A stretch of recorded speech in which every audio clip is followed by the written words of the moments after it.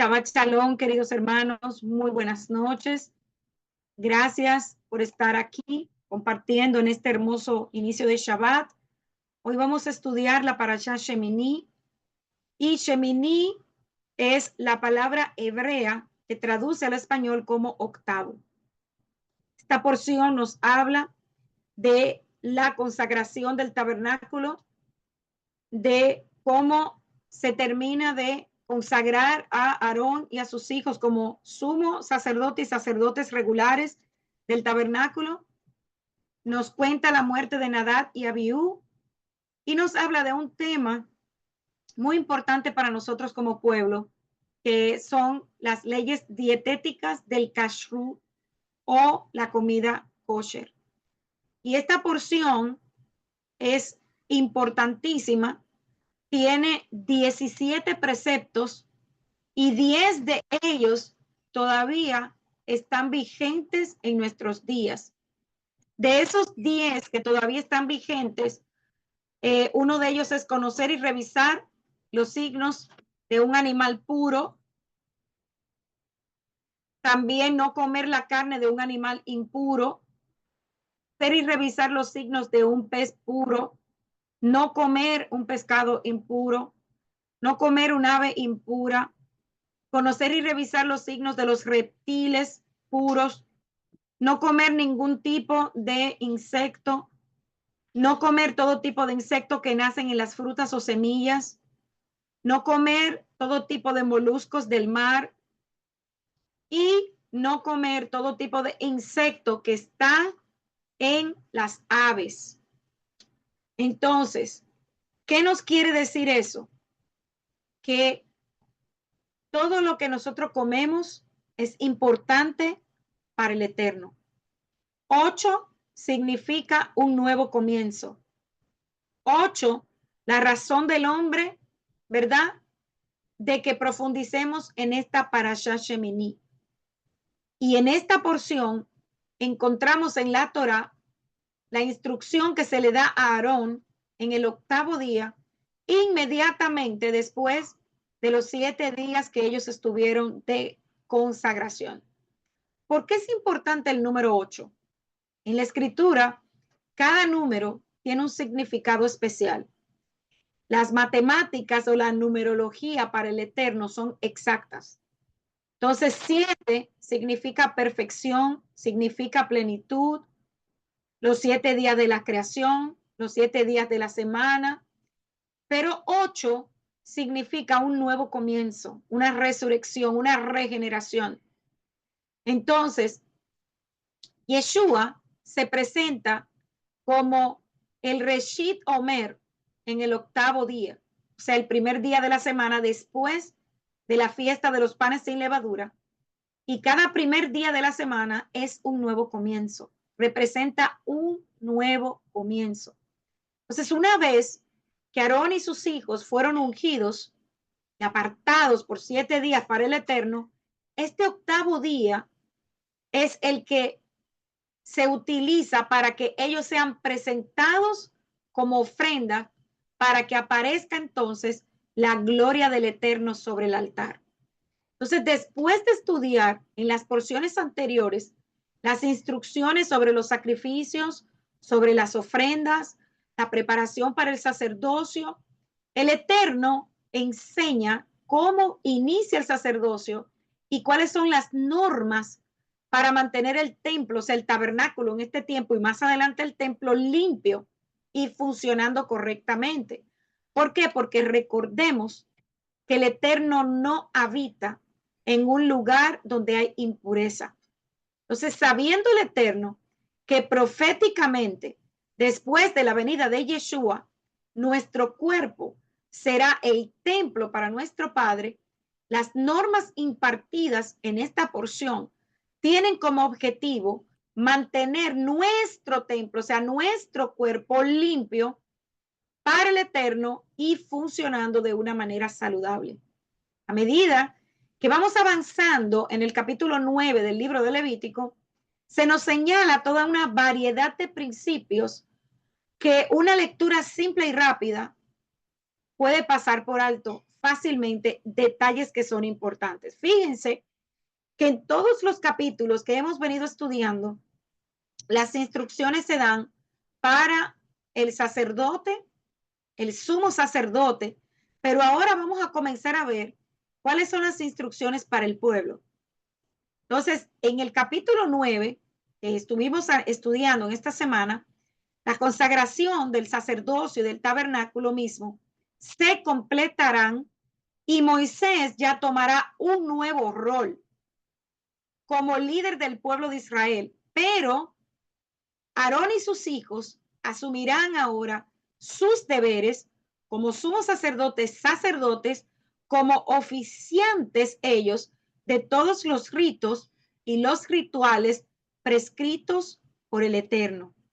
Estos rituales de ordenación, de consagración, del sacerdocio, continúan como se instruyó desde el capítulo 8.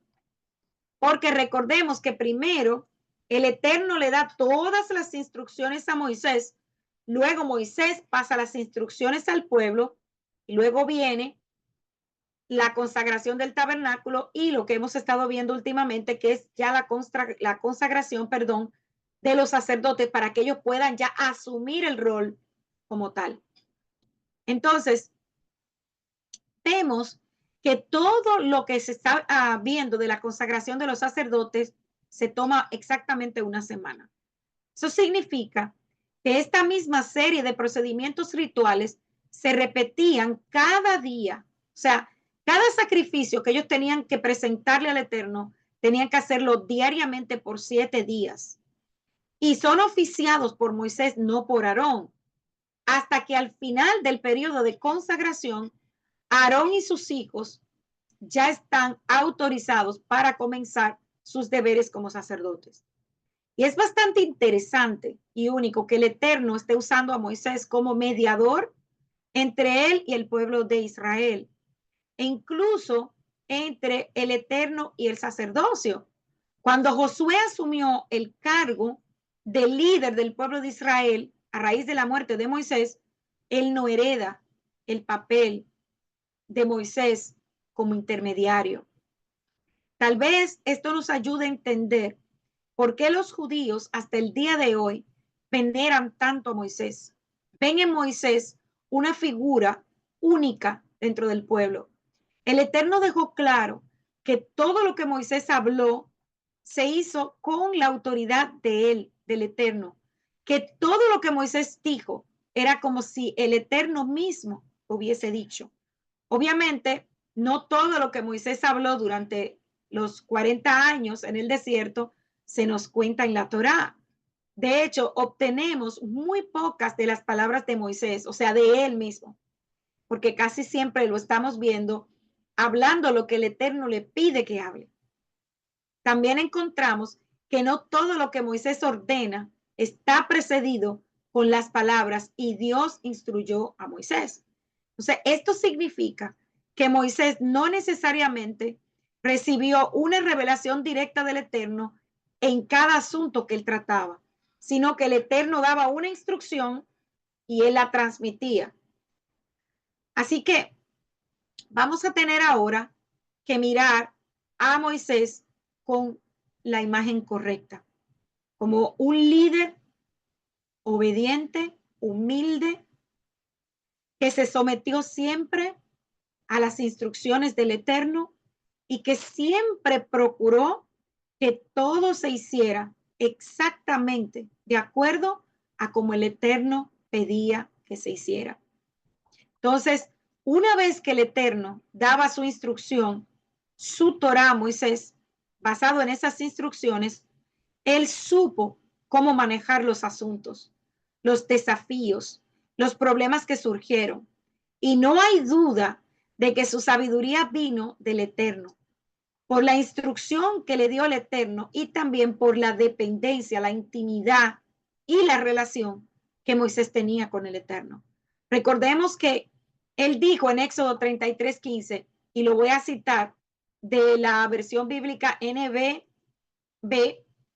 que dice, si tu ruach, tu presencia, no va con nosotros, no nos dejes que nos movamos un paso de este lugar. Lo que Moisés le estaba diciendo al Eterno es que si Él no está aquí con nosotros, si Él no viene a lo largo de este viaje que el pueblo iba a comenzar a emprender, que mejor no los dejara hacer nada, porque necesitamos su guía, su presencia, y por eso podemos decir que aunque no veamos en la escritura todo lo que sucedió paso por paso, lo que sí sabemos por los mismos testimonios de la Torá es que Moisés iba al Eterno en cada situación que se le presentaba, pedía su dirección, pedía su guía y al pueblo de Israel le transmitía diariamente lo que el Eterno le hablaba. Sabemos que él todo lo que hacía, cada decisión tomada por Moisés, tenía la dirección del Eterno porque él era guiado por esa instrucción. Entonces, la única otra persona en la Torá a la que se le dio una autoridad tan increíble y que también fue exacto en las instrucciones del Padre y que no solamente es un mediador, sino Yud y Bad Hei hecho carne, fue Yeshua HaMashiach.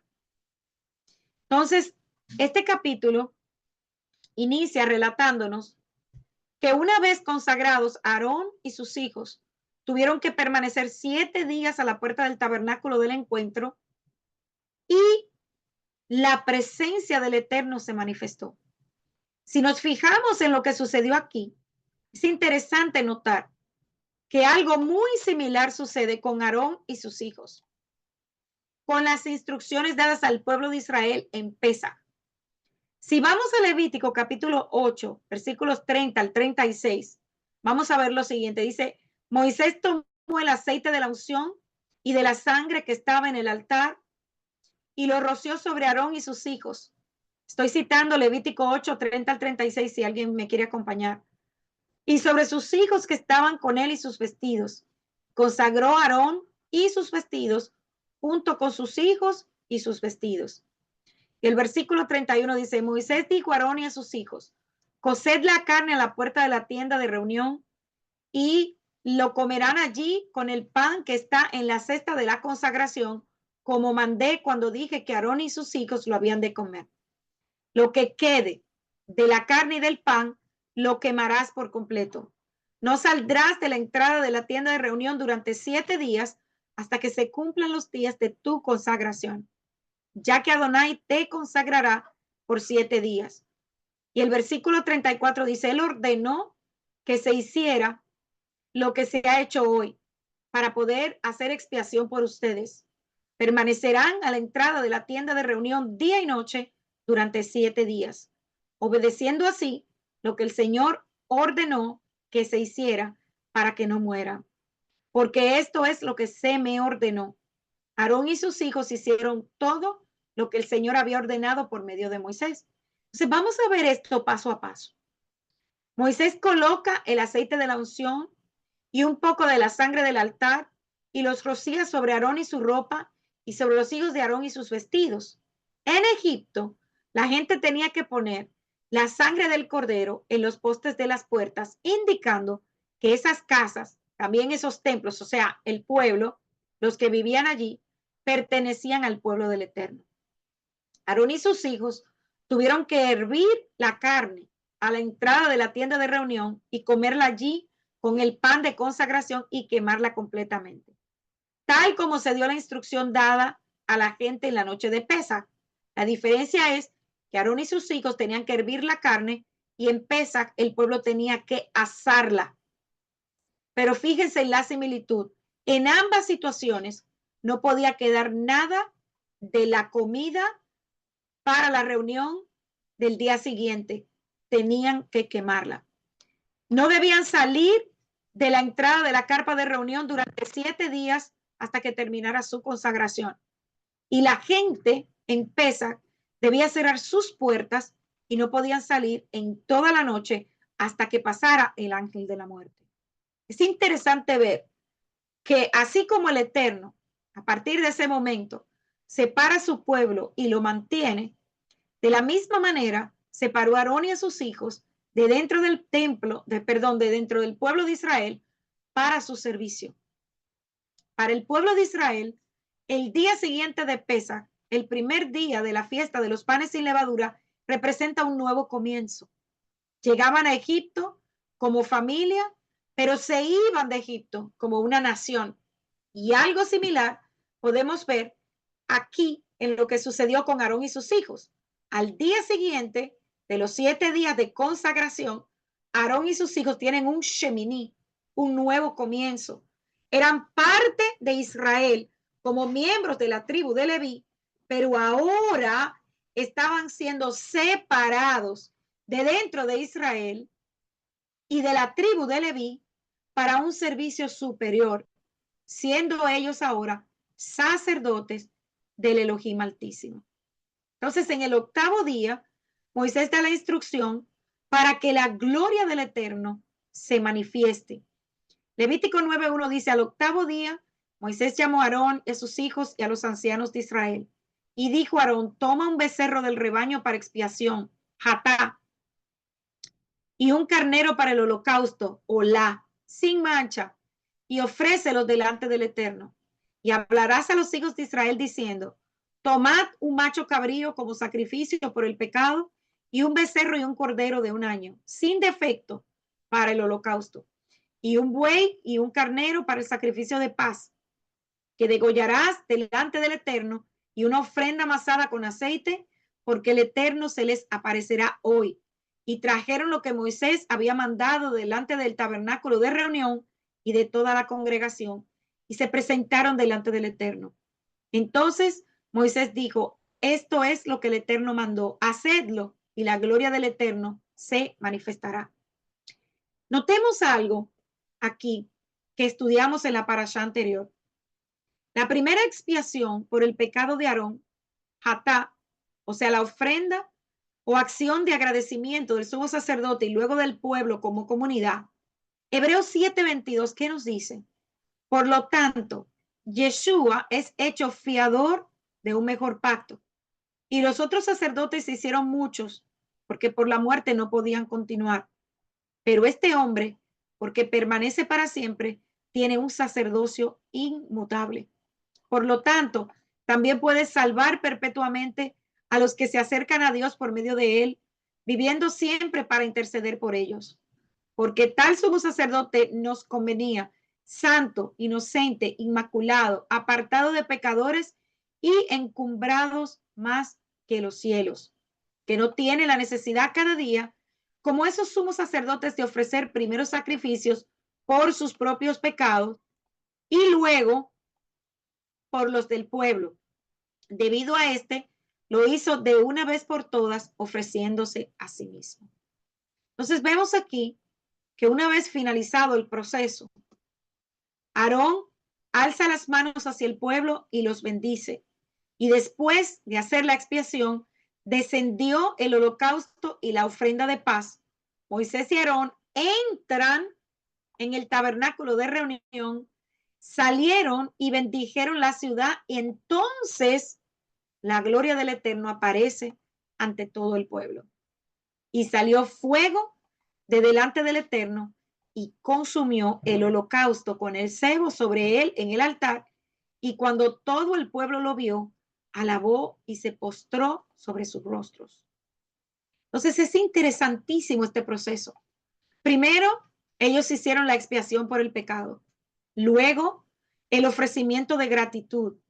Luego, Aarón y Moisés se retiran al tabernáculo, salen, bendicen al pueblo, y es cuando el fuego del altar cae del cielo, y ese fuego que no se puede extinguir sale del mismo trono del Eterno.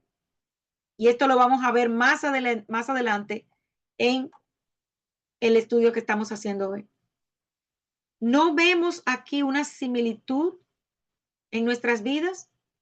Miren, el Eterno primero libera al pueblo, luego los lleva al desierto.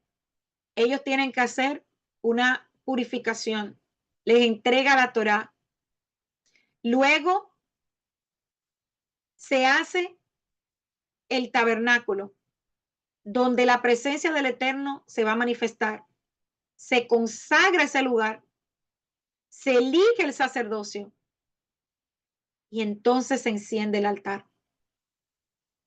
Si usted analiza el proceso en su vida, se va a dar cuenta que es igual. Nos sacó de las naciones, nos pasa por pruebas, nos purifica. Todavía pasamos por eso. Nos entrega su palabra, la Torá, y nos separa como pueblo. Y su presencia habita en cada uno de nosotros. Entonces, solo cuando el fuego realmente viene a nuestras vidas a través de conocer al Elohim de Abraham, de Isaac y de Jacob, será como esa llama desde dentro de nosotros que no podemos permitir que se apague. Ese fuego tenemos que avivarlo diariamente. El número 8 tiene un gran significado profético y también espiritual para nosotros como creyentes. Es el resultado de que es la perfección más uno, que tiene que ver con la creación o con la cabeza, que es el Eterno. Se podría decir también que denota una nueva creación o un nuevo comienzo en cada uno de nosotros. Interesante que la circuncisión se realiza también en un octavo día. En el Tevilá estamos unidos a Yeshua, por lo tanto se cumple también la palabra de Rab Shaul cuando dice, por lo tanto, si algún hombre está en Mashiach, es una nueva criatura. Las cosas viejas pasaron, he aquí que todas las cosas son hechas nuevas, de acuerdo a 2 de Corintios 5, versículo 17. Y aquí es, hermanos, donde realmente tenemos nuestro nuevo comienzo. También podemos considerar ese nuevo comienzo como el más importante para una oveja que fue salvada por la palabra, ¿verdad?, del evangelio de Yeshua. Este nuevo comienzo ordenado por Yeshua para la redención total y el único camino al reino del Eterno. En verdad te digo, el que no naciere de agua y del Espíritu no puede entrar en el reino del Eterno. Juan 3:5. Esto también está conectado con Ezequiel 36, 25 al 27, que dice, entonces rociaré sobre ustedes agua pura y quedarán limpios de toda su inmundicia y de todos sus ídolos. Los limpiaré y les daré un corazón nuevo y pondré un espíritu nuevo dentro de ustedes y quitaré de su carne el corazón de piedra y les daré un corazón de carne. Y pondré mi espíritu dentro de ustedes y los haré andar en mis estatutos y guardarán mis juicios y los pondrán por obra. Entonces, las primeras palabras de este capítulo 9 son el octavo día y se refiere a ese día en que el sacerdocio finalmente va a estar facultado y autorizado para realizar los rituales ordenados por el Eterno dentro de los terrenos del tabernáculo. Ya no oficiaría más Moisés. El primer sumo sacerdote ya puede hacer. Y lo que vemos es que se lleva a cabo todo un conjunto de rituales que involucran prácticamente todo tipo de sacrificio, excepto la ofrenda Sham, la ofrenda de reparación.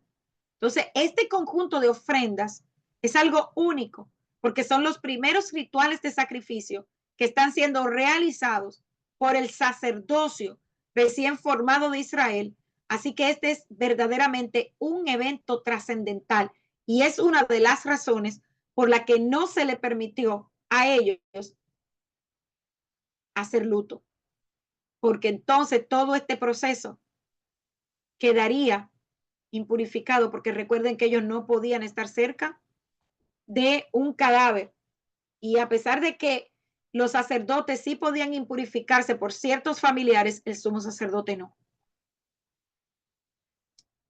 Entonces, durante estos 7 días de la ceremonia de consagración, ha habido mucho sacrificio, mucha quema, ¿verdad?, de ofrendas sobre el altar de bronce, Sin embargo, vemos que es al final de este capítulo que el Eterno enciende el fuego del altar de bronce con su propia mano, su propio fuego. Y como ya se nos ha dicho en la Torá y se nos dirá repetidamente, nunca se debía permitir que este fuego se apagara, porque es fuego divino y solo el fuego divino se podía usar para quemar los sacrificios.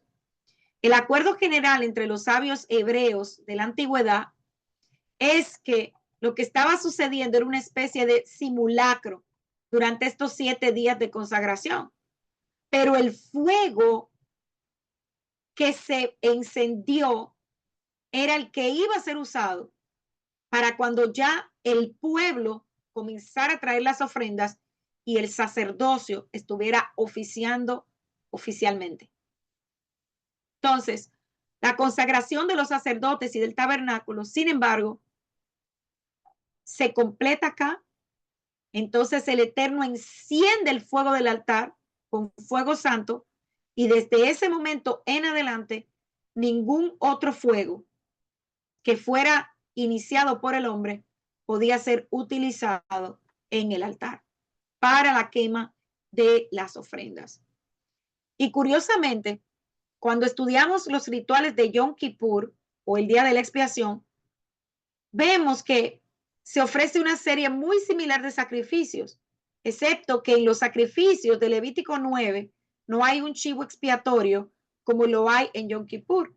Y en su lugar encontramos una ofrenda de paz, o sea, una ofrenda sebá. Así que aunque Yom Kippur es un día que debe conmemorarse con la mayor seriedad y santidad posible, este primer día que estamos viendo aquí de la operación oficial del sacerdocio israelita es tratado como un día de gozo, de celebración. Entonces, vemos que en el versículo 1 también se nos dice que además de Aarón y sus hijos, Moisés invitó a los ancianos de Israel. Entonces, tenemos las palabras en la Torá de que toda la congregación de Israel debía venir al tabernáculo. Y cuando se dice toda la congregación, no siempre la escritura está diciendo que todo el pueblo tenía que venir. Recordemos que estamos hablando de un pueblo grande. Cuando se habla de toda la congregación, muchas veces de lo que se está hablando es de los ancianos. En otras ocasiones eran aquellos que estaban clasificados como ciudadanos de pleno derecho de Israel, a los que esto se refiere. Entonces, aquí se usa específicamente la palabra ancianos, que en hebreo es sekenim. Y esto ha hecho que muchos se pongan a analizar y estudiar, porque fijémonos que fueron solamente los ancianos principales los que vinieron a esta celebración.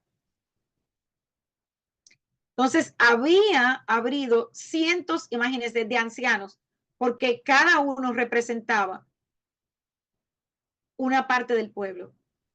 El versículo 2 dice que uno de los animales sacrificados debía ser un becerro. Y algunas Biblias dicen becerro, toro o toro joven, porque la palabra hebrea para becerro es egel, y esto ya lo hemos visto. Comentamos hace unas semanas que se utilizaban dos categorías diferentes de toro para sacrificio, los toros jóvenes y los toros adultos. Un toro adulto o maduro es de mayor valor. Un toro joven, aquí es llamado también egel, y significa que tiene 1 año. Un toro maduro debía tener 3 años. Y es interesante que la elección de la palabra hebrea egel, que se usa aquí, porque no es usual en Levítico referirse al toro sacrificial más joven, ¿verdad? Como egel, normalmente se le llama ben par, que significa toro joven, pero aquí vemos que se está usando la palabra egel. Entonces, tal vez es importante que miremos por qué este uso inusual de esta palabra egel aquí. Y está presente en este versículo, ¿verdad? ¿Por qué? Porque de alguna manera está trayendo a la memoria lo que sucedió con el becerro de oro. que también Aarón y sus hijos ayudaron a construir mientras Moisés estaba en la cima del monte. Entonces, vemos que Egel también era como se llamaba al becerro de oro. Todo tiene una conexión. Y es posible que digamos, pero ¿cómo es posible? ¿Por qué? ¿Qué es lo que está pasando aquí? ¿Qué conexión es que se está usando? Dicen los sabios que se le estaba recordando a Aarón y a sus hijos el incidente del becerro de oro y mostrándoles el contraste entre el sistema de adoración pura del Eterno y el sistema pagano de adoración falsa de los egipcios y las demás naciones. Porque en el sistema del Eterno nunca se adora a un animal ni a ninguna cosa, hermanos. Lo tenemos prohibido. Entonces, dicen que por eso el uso de esta palabra aquí en esta porción. En los versículos 3 y 4 nos dan una lista de los animales y el grano que se utilizarían para este sacrificio inaugural especial. Y también obtenemos la respuesta en cuanto al propósito de que este ritual en particular sea un poco diferente de lo que serán los futuros rituales del sacrificio diario estándar. ¿Por qué? Dice la palabra, hoy el Señor se te aparecerá. O sea, ellos estaban a la expectativa de la presencia divina del Eterno. Y esta es una ocasión realmente importante. Y en el versículo 6 se refina un poco más el concepto. ¿Por qué? Porque dice que es la gloria, o sea, la cabot del Eterno, la que se aparecerá aquí. Y aquí está la cosa. Israel ya estaba comenzando a entender que sin la presencia del Eterno en el tabernáculo no era más que una tienda realmente cara, algo lindo, algo hermoso. Lo que hacía importante el tabernáculo era la presencia del Eterno allí. Por lo tanto, Israel siempre estaría en gran anticipación de la presencia del Eterno llenando el tabernáculo. Entonces, pensemos esto también por un momento en nuestras vidas. ¿Qué es un ser humano sin la presencia del Eterno dentro de nosotros? Sin el Ruach HaKodesh o el Espíritu Santo morando en nosotros, ¿qué somos? No somos nada. Solamente una costosa caja, digamos, un cascarón vacío que no sirve para ningún propósito, sino simplemente existir. Al igual que una tienda de campaña, algunas son más bonitas que otras, otras más costosas, más refinadas, otras más sencillas, pero en general son solamente lugares para vivir.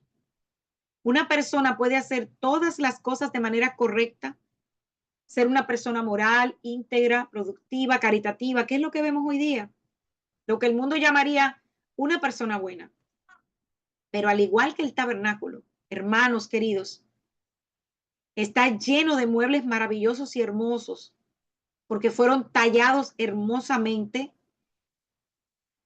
podríamos decir hasta como una obra de arte. Realmente no sirve a ningún propósito divino, a menos que la presencia del Eterno esté allí. Y es lo mismo con usted y yo. Si la presencia del Eterno no está en nuestras vidas, vamos a ser como una persona más que no tiene propósito, no tiene esperanza, vive una vida, se levanta, se acuesta, pero no tiene propósito, no tiene esperanza. Hoy somos la elección del Eterno para hacer su tabernáculo, su tienda terrenal. Y en el versículo 7, con las palabras acércate al altar, Moisés entrega oficialmente la administración de los rituales sacerdotales a Aarón. Y entramos en una nueva era en la historia de Israel, porque ya tienen sacerdocio. Las primeras ofrendas que Aarón hace son en su nombre y en el de sus hijos, y es una admisión pública de que incluso los sacerdotes llevan el pecado dentro de ellos. Debe haber sido una experiencia, ¿verdad? Increíble, hermanos. Y vemos la ofrenda olá, la ofrenda quemada, realizarse. Después de esto, en el versículo 15, Aarón ofrece sacrificios en nombre del pueblo de Israel. Y notemos que era un macho cabrío que se sacrificaba en nombre del pueblo. Y a partir de ese momento, los sacerdotes intercederían ante el Eterno por los pecados del pueblo. Así como Yeshua, nuestro sumo sacerdote, está ahora intercediendo por nosotros. ¿Por qué un toro joven para los sacerdotes y un macho cabrío para el pueblo? Porque el pecado de los sacerdotes es de mayor consecuencia que el pecado del pueblo. Y esto ya lo estudiamos. Mientras más alto es su llamado, su posición dentro del pueblo de pastor, de maestro, de líder, su pecado más afecta al pueblo. Ahora sabemos que el Eterno clasifica los pecados. Algunos son más graves, más peligrosos que otros, pero todos son pecados. Y como el sistema de sacrificios incluso estableció una jerarquía de animales para dar cuenta de las diversas clasificaciones de los pecados. Les recuerdo lo que estudiamos ya. Él comienza con los pecados del sumo sacerdote, el pecado de los ancianos, el pecado de los líderes y luego el pecado del pueblo. Entonces, si bien debemos prestar mucha atención a esto, el propósito de esta enseñanza fundamental del Eterno que encontramos aquí en la Torá no es para que nosotros podamos correr y comparar los pecados de los demás con nuestros propios pecados. No, hermanos, no es así.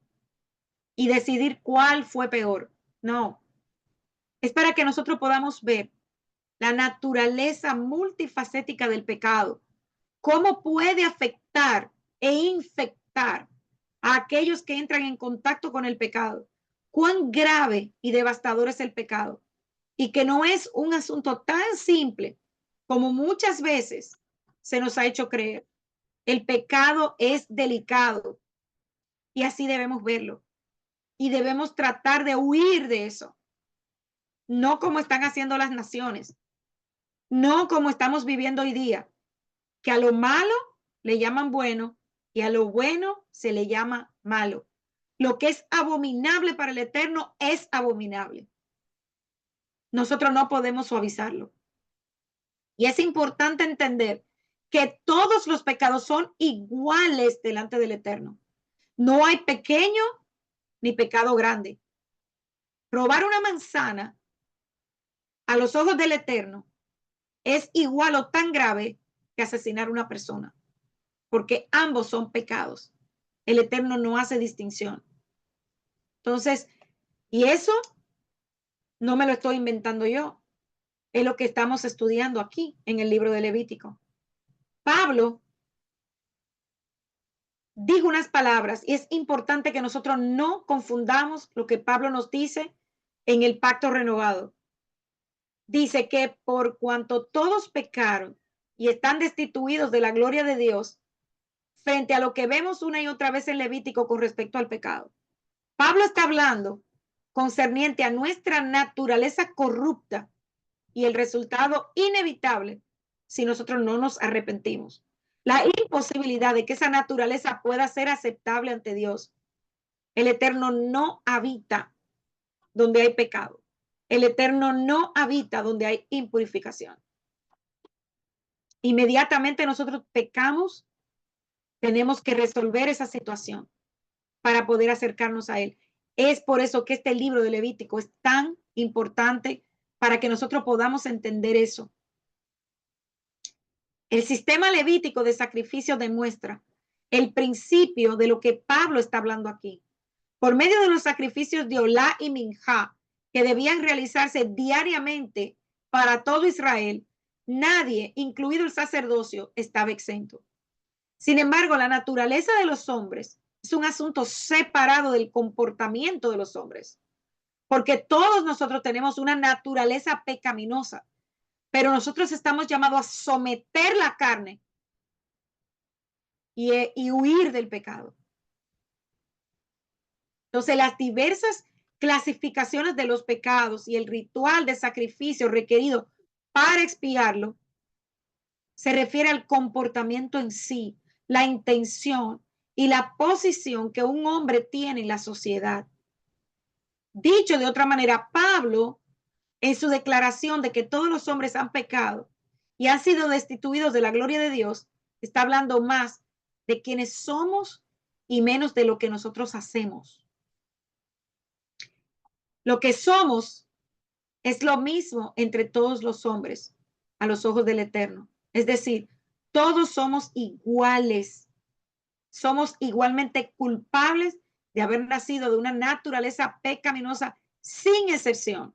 El único que no nació ni vivió con naturaleza pecaminosa fue Yeshua. Lo que hacemos es otra cosa, porque tenemos libre albedrío. El Eterno no equipara el robo de una, ¿verdad? De un chocolate, un dulce, con el asesinato. Decir una mentira o cometer adulterio es lo mismo para él. Entonces, lo que él nos está enseñando aquí a través del libro de Levítico es como cuando pecamos, podemos restaurar nuestra relación con él y volver a acercarnos a él. Lo que debemos comprender es que a pesar de que las clasificaciones de los pecados permanecen vigentes hasta el día de hoy, efectivamente hay desobediencia, claro que son más graves y algunas que son menos graves. El sacrificio requerido para expiar cada uno de estos pecados, de estos comportamientos desobedientes, se nos dio un camino que fue la sangre de Yeshua. Y en ese mismo sacrificio, el que también se requiere para expiar nuestra naturaleza pecaminosa. La sangre de Yeshua reemplazó cada uno de ellos, pero no quiere decir que nosotros tenemos licencia para pecar. No, hermanos. Cada día debemos someter nuestra carne y tener esa lucha para que la parte nuestra espiritual domine nuestra naturaleza animal o pecaminosa. Entonces, vemos que luego viene el suceso de la transgresión de Nadab y Abiú. Y mientras yo estudiaba, yo me preguntaba, yo decía, pero ¿cómo es posible que viendo la presencia del Eterno allí, el pueblo en gozo, todo lo que estaba sucediendo allí, viene y sucede este caso de Nadab y Abiú? El Eterno a raíz de eso le dice a Aarón, no bebas vino ni ningún otro licor embriagante, ni tú ni tus hijos contigo, cuando entres en la tienda de reunión para que no mueras. Y este será un estatuto permanente a través de todas sus generaciones, para que distingan entre lo santo y lo común, entre lo impuro y lo limpio, y para que enseñes a los habitantes de Israel todas las leyes que el Señor les ha dicho por medio de Moisés. Estos jóvenes, muchos rabinos dicen que no solamente embriagados por el vino, sino también por la emoción, la euforia, tomaron fuego extraño y hicieron algo que no estaban llamados a hacer. Y el mismo fuego del Eterno los consumió. Hermanos, no importa lo que nosotros hagamos, siempre y cuando tú sigas en obediencia a las instrucciones del Eterno, estaremos bien. Pero cuando comenzamos a poner una vez más nuestra carne y el yo creo y el yo pienso, y mira qué lindo sería hacerlo así, estamos en problema. Estamos en problema. Hoy se nos enseña justamente eso. No importa lo que hagamos, siempre y cuando tú lo hagas para el Eterno, está bien. Eso no es lo que estamos viendo hoy aquí. El Eterno especifica cómo, dónde, cuándo y quién lleva las ofrendas, las oraciones y las alabanzas.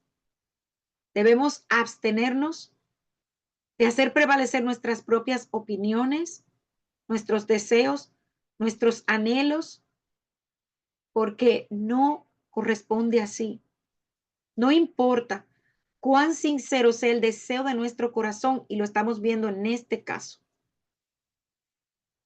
Nosotros debemos acercarnos y debemos adorarlo y debemos servirle como Él ha ordenado, desde la posición a la que hemos sido llamados. Cuando nosotros descuidamos que hemos sido llamados a un área específica de su servicio, para la cual tenemos que ser entrenados y calificados, el resultado es un fracaso total. No podemos ni saltarnos etapas, ni poner por delante de nosotros el yo creo, el yo pienso. Y hemos llegado a un punto tal, hermanos, que muchos dicen, oh, el Espíritu me reveló. No, yo lo hago así porque el Espíritu me reveló. El Espíritu del Eterno jamás te va a llevar a ti a hacer algo contrario a lo que está establecido en la Torah. Jamás.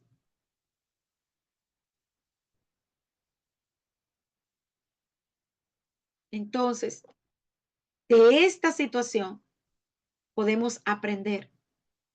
Los hijos de Aarón no siguieron las instrucciones del Eterno. Tomaron su incenciario, pusieron su propio fuego, o sea, su incienso, pero era extraño. Ellos ofrecieron de su propio corazón, embriagados tanto del licor como de la alegría, hicieron algo que no estaban llamados a hacer. Y allí, vamos a decir momentos después de haber ya terminado su consagración, murieron. Dos cosas importantes que aprendemos de este triste suceso. Las instrucciones eternas del Eterno deben ser seguidas y obedecidas. Muchas personas justifican cualquier comportamiento en medio de la congregación afirmando que el Padre mira el corazón, pero la Torah es clara, hermanos. Nuestra mente finita no puede comprender la grandeza de nuestro Elohim. Sus caminos y sus pensamientos son mucho más altos que los nuestros. Y Él siempre hace las cosas por una razón. No podemos cambiar lo que el Eterno ha establecido. Y lo segundo es que el que está a cargo o fue llamado a enseñar, en este caso los sacerdotes, tenían una gran responsabilidad y debían permanecer sobrios, es decir, conscientes de la instrucción del Eterno para que pudieran discernir y diferenciar lo puro de lo profano. ¿Podemos beber alcohol? Podemos tomar vino, pero no embriagarnos. Inmediatamente usted consume vino, sea el grado que sea, según estamos aprendiendo aquí, usted pierde el sentido para poder discernir y hacer las cosas para el Eterno. Es preferible que mientras usted vaya a ministrar, no tome. Marley, pero ¿y el kiddush en el Shabbat? Eso es distinto, hermanos. Porque en el Shabbat estamos en medio de una celebración familiar o con amigos, Y si se va a dar una enseñanza, un sorbo del vino o preferiblemente del jugo de uva, no te va a llevar a ti a perder el sentido. No estamos llamados a emborracharnos. Y por último, en esta parashá se nos habla de las leyes del kashrut. Somos un pueblo escogido, separado y santificado. El pueblo tiene señales importantes. Tenemos el Shabbat, tenemos las fiestas, pero también una dieta diferente de las demás naciones. La Torá, la palabra del Eterno, cubre todos los aspectos de nuestra vida: físico, mental, nuestras relaciones emocionales, espirituales, interpersonales. Y una vez inaugurado el sacerdocio, la primera instrucción del Eterno es acerca de la comida. ¿Por qué? Si nos remontamos en la palabra del Eterno, lo primero que vamos a ver es que el pecado entra por la comida. Una vez que Adán y Eva fueron creados, la primera instrucción que recibieron fue sobre la comida. Mas del árbol de la ciencia del bien y del mal no comerás, porque en el día que coma de él, ciertamente morirás. El Eterno advirtió a Adán y Eva en Génesis 2:17 que no debían comer de un fruto especial del huerto, el árbol del bien y del mal. ¿Y qué fue lo primero que hicieron? Exactamente lo opuesto. Las instrucciones sobre la comida que el Eterno permite o no permite a sus hijos tiene que ver con el significado de la palabra kosher o puro. Y en el hebreo original, la palabra es kafshin resh, que significa, según el diccionario Strong, correcto o aceptable. Las leyes kosher incluyen muchas áreas de nuestra vida: cómo vestirnos, cómo debemos comportarnos. Miren, las leyes del kashrut hablan de cómo debe prepararse el alimento, cómo debe manipularse el animal, cómo se debe matar. Son muchas cosas. ¿Por qué? Porque Él quiere que su pueblo, el Eterno quiere que su pueblo sea diferente de los otros pueblos, de las otras naciones. Y aquí encontramos los alimentos que el Eterno prohíbe a sus hijos.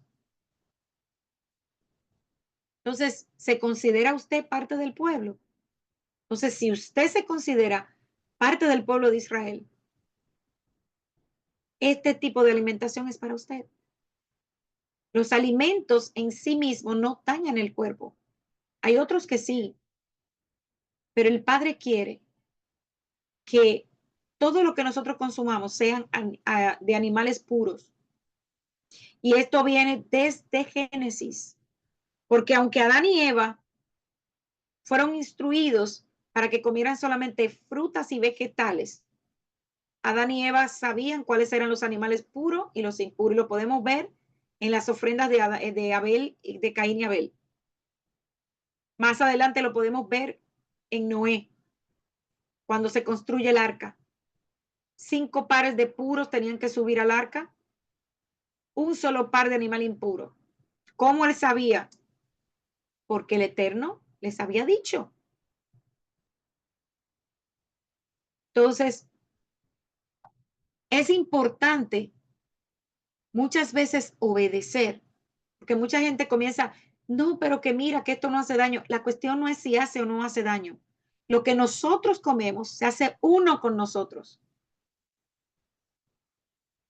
Y el Eterno quiere que hagamos una diferencia entre lo puro y lo impuro, entre lo santo y lo profano. Cuando nos dio las leyes sobre qué alimento está permitido o no, estableció que comer de los animales que ha designado como impuros es una abominación delante de él. Entonces el Eterno escoge un pueblo entre todas las naciones de la tierra, eligió a Israel. A ese pueblo le regaló un manual, la Torá. Él quiere que su pueblo sea santo, sea apartado, sea diferente, que se haga una diferencia, que se vea una diferencia entre una persona que lo sigue a él y otra que no. Entonces, el mundo, en ese entonces y hoy día es igual. Se divide entre Israel y las demás naciones. Por su misericordia, el Eterno envía a Yeshua para que todos los que pertenecíamos a esos pueblos paganos pudiéramos ahora ser parte del pueblo elegido. Nos reveló su amor, nos llamó a ser parte del pueblo santo. Entonces escuchamos ese llamado, ese silbido apacible. Llegamos a Yeshua y a través de Yeshua, Él nos da la ciudadanía de Israel y nos injerta en el olivo santo. Pero cuando comenzamos a recibir instrucciones del Padre, se nos enseña algo como esto: no prestes atención a los mandamientos del Padre porque Yeshua nos dio la libertad para vivir, comer y actuar como paganos. ¿Es eso lógico? Claro que no. Pero es lo que se enseña hoy día. Yeshua no vino a cambiar nada en la Torá. Yeshua vino a darle una elevada interpretación de la Torá y a enseñarnos cómo vivirla. No, porque si tú comienzas a vivir así, tú eres un judaizante. En realidad no lo es, porque no estamos haciendo nada que no diga la Torá. Efesios 2:12, y con esto termino, dice: estábamos sin Dios en el mundo, esclavos del pecado, pero libres para vivir, como comer, pensar, decidir qué hacer o no. Antes estábamos lejos, pero ahora hemos sido acercados. Cuando decidimos someternos a la obediencia del Elohim de Israel, muchas cosas, hermanos, tienen que cambiar en nosotros. La vieja naturaleza debe desaparecer, debe morir, debe haber un cambio, debe haber un nuevo nacimiento. Y ese nuevo nacimiento es el precio que pagamos por un estilo de vida diferente. Pero ¿saben qué? Un estilo de vida que solamente nos trae bendición. Todo en la Torá tiene un significado especial y particular del Eterno para su pueblo. Y porque no debemos perdernos ni un solo detalle, ni uno solo, de lo que sucedió con el pueblo de Israel en la antigüedad, porque hay una enseñanza para nosotros hoy día. Y es una clara indicación de lo que el Eterno está haciendo hoy en medio de nosotros. La conexión entre la iniciación sacerdotal, el Brit Milá, la circuncisión y la Tevilá, son todas ellas una clara indicación del proceso, la transición y el nuevo nacimiento que el creyente debe experimentar cuando hace Teshuvah. El creyente separado. Después de ser separado, el creyente necesita morir. Debe nacer de nuevo como una persona nueva. Su corazón en el proceso es circuncidado. Luego es consagrado para presentarse como una ofrenda quemada ante el Eterno. Luego la Torah es puesta en nuestra mente y en nuestro corazón. Y entonces el creyente necesita caminar en santidad para poder ejercer el sacerdocio y también ser el Ruach HaKodesh, el templo del Espíritu del Eterno. Tenemos el único y perfecto sacrificio presentado por nosotros a través de Yeshua. Como creyentes sabemos lo que está bien y lo que está mal, pero solamente podemos entenderlo cuando estamos expuestos a la Torá, porque la Torá es el espejo que nos dice lo que es pecado. Y necesitamos meditar en la Torá día tras día, buscar su presencia para que podamos llenarnos de la instrucción del Eterno y conocer su corazón. Shabbat Shalom, queridos hermanos. Hasta aquí la enseñanza del día de hoy. Espero que sea de mucha bendición, como lo fue para mí. Que tengan un hermoso resto de Shabbat.